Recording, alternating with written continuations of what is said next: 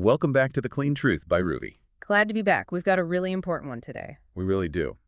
So this is our 32nd episode, and it is titled Air Fryer Cleaning Mistakes That Can Damage Your Appliance. Which is such a massive topic right now. Because, cleaning an air fryer seems simple enough, right? Right, you just wipe it out and you're done. Yeah. Or so you think. Exactly.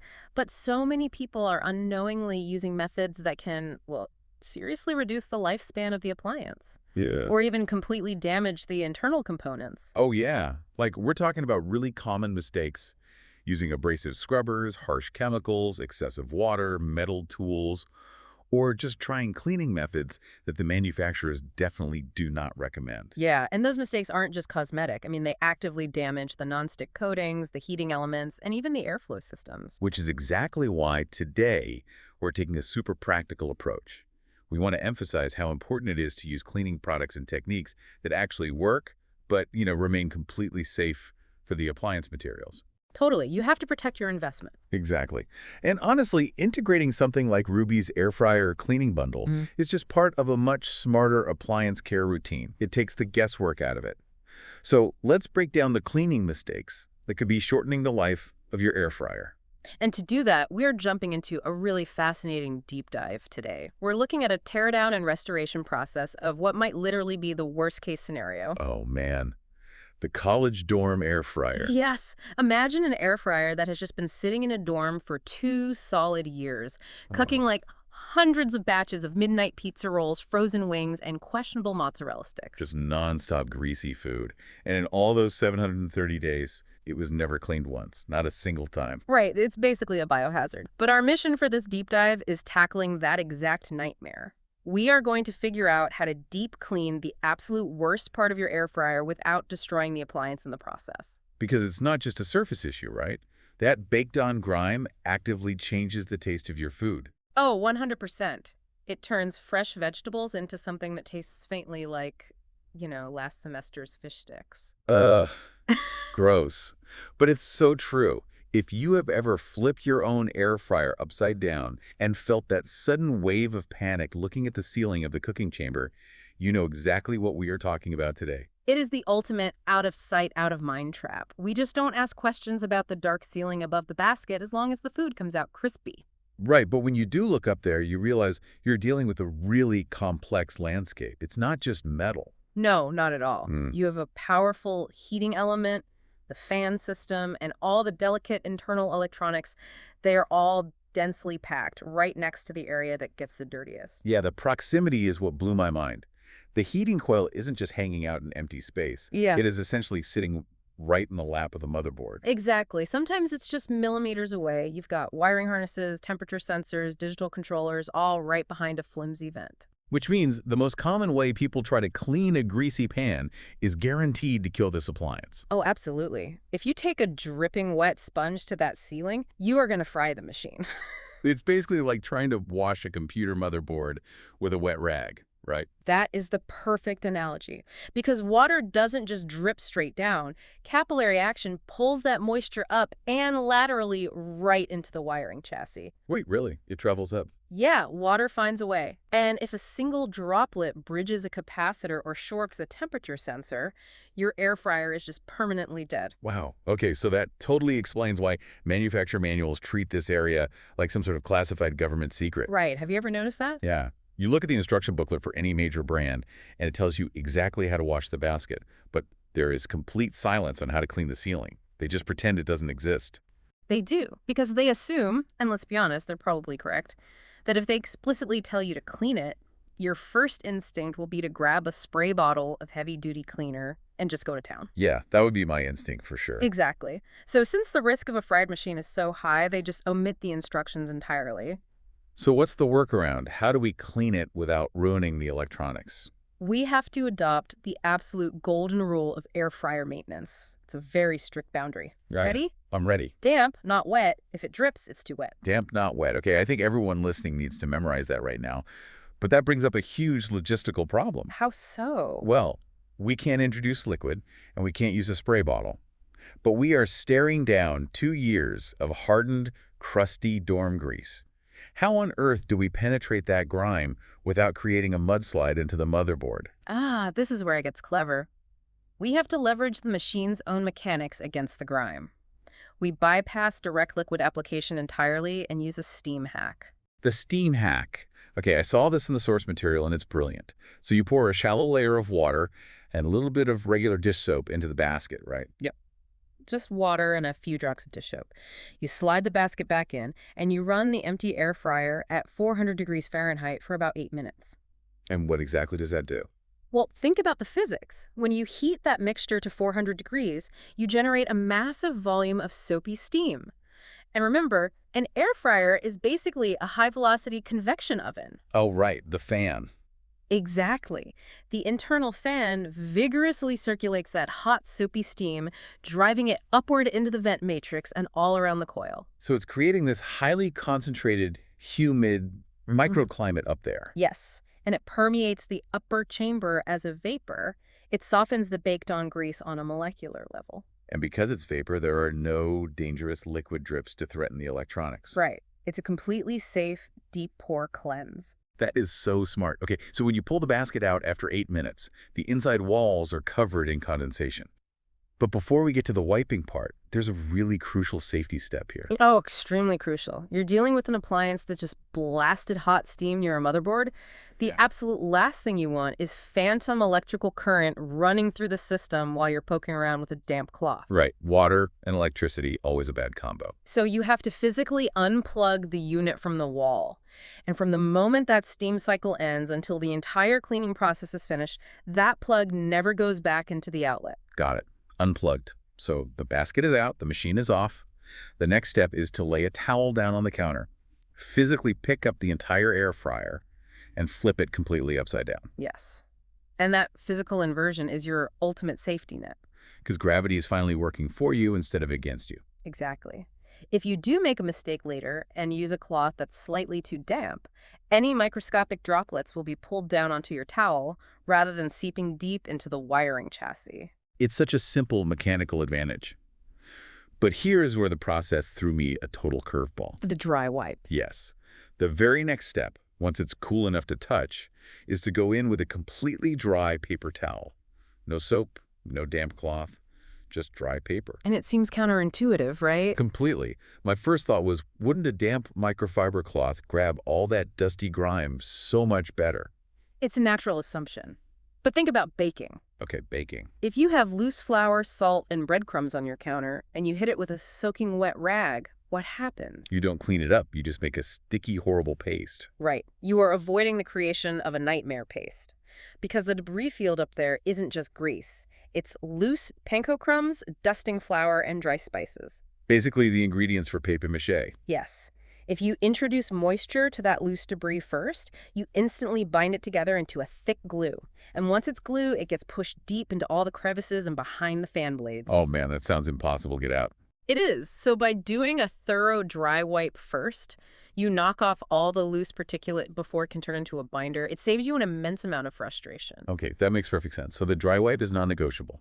Then, for the light superficial grease, you just use a highly wrung out microfiber cloth dipped in hot soapy water. Right. Gentle wiping, making sure nothing drips. But that only handles the easy stuff. Now we have to face the final boss. The final boss. The baked-on polymerized grease. Yeah, that's the stuff that makes people want to throw the whole appliance away. I want to pause here because we use the word grease to describe everything from salad oil to car sludge. But this grime is something else entirely. What is actually happening chemically here? So it's a process called polymerization. When you subject lipid molecules, the oils from your food to 400-degree heat repeatedly, they undergo a structural change. They change form. Yeah, they cross-link with each other. The heat basically cooks the oil into a hard, durable, plastic-like resin. That's why normal dish soap just bounces right off it. It forms like an armor on the metal. Exactly. A hardened polymer armor. Which totally explains why people get so frustrated and resort to extreme cleaning measures. Yeah. Like grabbing harsh chemicals or metal tools. Which is exactly what you should not do.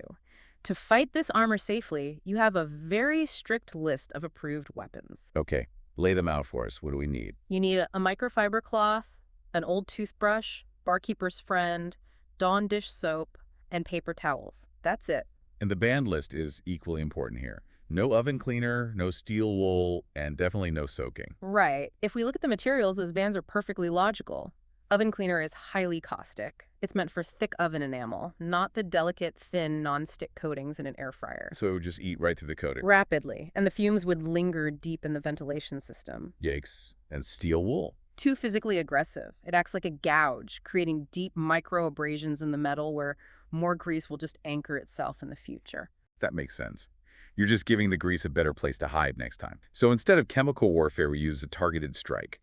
The source material calls it the magic paste. Yes, the magic paste. It's brilliant. You take about 2 tablespoons of Barkeeper's Friend, and you mix it with just enough Dawn dish soap to make a thick consistency. And the rule here is it must be sticky, not runny. Because of the damp, not wet principle. Exactly. A runny paste will succumb to gravity and seep into the vents.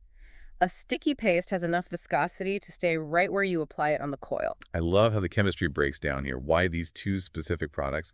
What is the Barkeeper's Friend actually doing to that plasticized armor?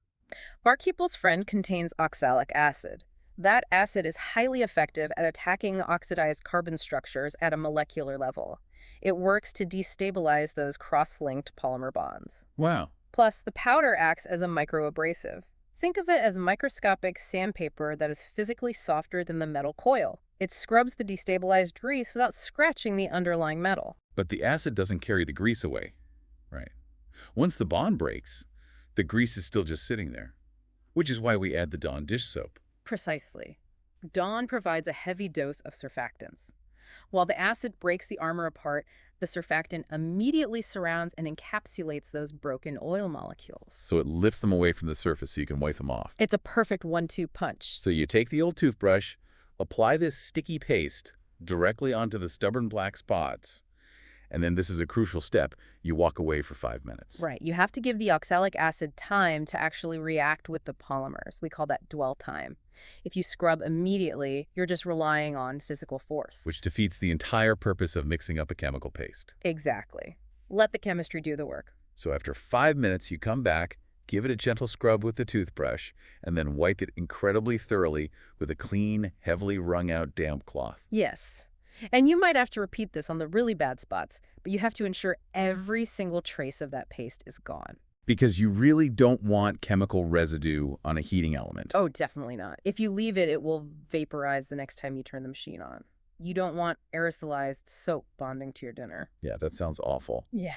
But speaking of realistic expectations, I really appreciated the honesty in the source material here. About how it looks afterward. Yeah, after all this chemistry and scrubbing, you step back, and the air fryer, Yeah. it still doesn't look brand new. No, it doesn't. And that's okay. The metal coil is clean to the touch, but it's permanently discolored. Right, it has dark stains burned into the alloy. We have been conditioned to clean for aesthetics, always aiming for that factory fresh shine.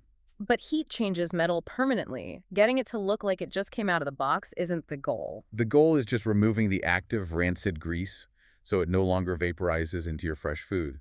Once the surface is smooth, you've succeeded. And to finalize that success, you have to execute a burn-off phase. Right, because even with meticulous wiping, there might be microscopic traces of soap or loosened grease trapped in the pores of the metal. Exactly. So you plug the unit back in, keep the basket completely empty, and run it at 400 degrees for 5 minutes. It literally incinerates any lingering residue safely, pushing it out the exhaust vent. It's the final reset for the physical components. Okay, so the physical grime is gone, the coil is smooth. But let's say you finish the burn-off, you open the basket, and the kitchen still smells like a frat house basement. Ah, the lingering odor problem. Yeah, the physical grease is gone, but we have an invisible problem now. What is causing that smell? It's aerosolized grease. Over hundreds of cooking cycles, microscopic fat droplets get sucked deep inside the internal airflow system. Like into the fan housing and deep vents? Exactly. Areas you could never physically reach with a toothbrush without completely dismantling the appliance. So we need a vaporized solution to fight a vaporized problem. And the source outlines this incredible chemical-free hack. It's so effective. You take a small, oven-safe bowl, pour in equal parts water and white vinegar, and add a splash of lemon juice. Then you set that bowl inside the basket and run it at 350 degrees for 15 minutes. It's basically an acidic vapor peel for the appliance's respiratory system. I love that description. An acidic vapor peel. That's exactly what it is. The heat aerosolizes the acetic acid in the vinegar and the citric acid in the lemon. And the fan pushes that steam everywhere. Vigorously, it pushes that acidic steam through the entire vent matrix, neutralizing the alkaline compounds that cause this stale odor. It strips the smell at a molecular level. And because it's just vinegar and lemon, it is completely food safe. Exactly. So the machine is physically clean, the vents are deodorized, it smells faintly of citrus, and the biohazard is finally neutralized. A successful rescue mission. But after outlining this entire arduous Saturday morning project, I feel like the most important takeaway is how to guarantee you never have to do this again. Oh, absolutely. Prevention is everything. And that brings us to the 30-second rule. The holy grail of appliance maintenance. It goes like this. After every single time you cook, you wait for the machine to cool down to a safe temperature. Then, you pull out the basket, take a damp paper towel, and quickly wipe the heating element and the sealing area. 30 seconds. That's it. It sounds almost laughably simple after we just spent all this time discussing polymerization and acidic vapor peels. It really does, but it works because of the physics of fresh grease, right? Exactly. Grease that has only been heated one single time is still loose, volatile, and sitting right on the surface. It hasn't cross-linked into a resin yet. So it just wipes off effortlessly. I was thinking about the psychology behind why we don't do this. Oh, it's totally behavioral. Right, because when you use an air fryer, your primary goal is eating hot food quickly. The machine dings, you dump the fries on your plate, and you go eat. And by the time you're done eating, the machine is cold. The fresh grease has begun to set. And the absolute last thing you want to do is go back to the kitchen, pull out a cloth, and wipe the ceiling of an appliance. You just push the basket back in. Out of sight, out of mind. It's a classic case of future discounting. We gladly trade a 30-second minor inconvenience today for a massive multi-hour headache a year from now. The math is brutal, though. Wiping fresh grease takes 30 seconds. But wiping grease that has been baked, cooled, and rebaked for 50 cook cycles. That takes a toothbrush, a precisely mixed chemical paste, a 15-minute vapor peel, and a ton of elbow grease. So if you're listening to this and feeling a little guilty about your own kitchen habits, you are not alone. The friction is real, but the alternative is making a paste out of Barkeeper's Friend on a Saturday. Trust me, once you experience the nightmare of scraping polymerized resin off a motherboard shield, that 30-second wipe down feels like the greatest convenience in the world. So let's synthesize this journey for everyone listening right now. If you are staring down a neglected air fryer, your roadmap to redemption is clear. Step 1. First, use soapy steam to soften the blow. Second, unplug the machine, lay down a towel, and flip it upside down so gravity protects your electronics. Step 3 is crucial. Always do a dry wipe first to knock down the debris field and avoid creating a smeary glue. Fourth, for the tough spots, use the sticky Barkeeper's Friend and Dawn combo to break the chemical bonds. And then finish it off with a lemon vinegar steam to neutralize the hidden odors. And above all else, remember the golden rule that protects the heart of your appliance damp, not wet. Keep in mind that maintaining your appliances isn't just about making the hidden parts look pretty. It's directly tied to the flavor profile of the food you are putting into your body. Totally. And it drastically extends the lifespan of what is ultimately a fairly expensive piece of technology. Exactly. You deserve fries that actually taste like potatoes, not an amalgamation of every meal you've cooked since 2024. Seriously. And it all comes back to how we view these tools we rely on every single day. We treat our kitchen gadgets like magic black boxes. We really do. We just expect them to work. We put the raw ingredients in, press a digital button, expect perfection, and happily divorce ourselves from the dirty mechanisms that actually do the heavy lifting. We want the convenience of the output without the responsibility of the maintenance. Which leaves me with a final thought for you to ponder long after we wrap up today's deep dive. If we blindly trust these specific appliances to cook the very food we eat, while actively avoiding looking at the heating elements doing the cooking, well, what other hidden elements in our daily routines are we completely neglecting? That is a great question. Are there other tools, systems, or habits, maybe the filters in your HVAC system, the digital clutter on your hard drive, or the lint trap deep inside your dryer that we just assume will run perfectly forever, simply because the manufacturer never explicitly gave us a warning label to check on them? It's definitely worth asking where else we might be letting the metaphorical grease build up just because it's slightly out of sight. So tonight, when you go into your kitchen to make dinner, I invite you to take a hard look at your own magic black box. Unplug it, take out the basket, and flip your air fryer upside down if you dare. Thanks for joining us on this deep dive. We'll see you next time.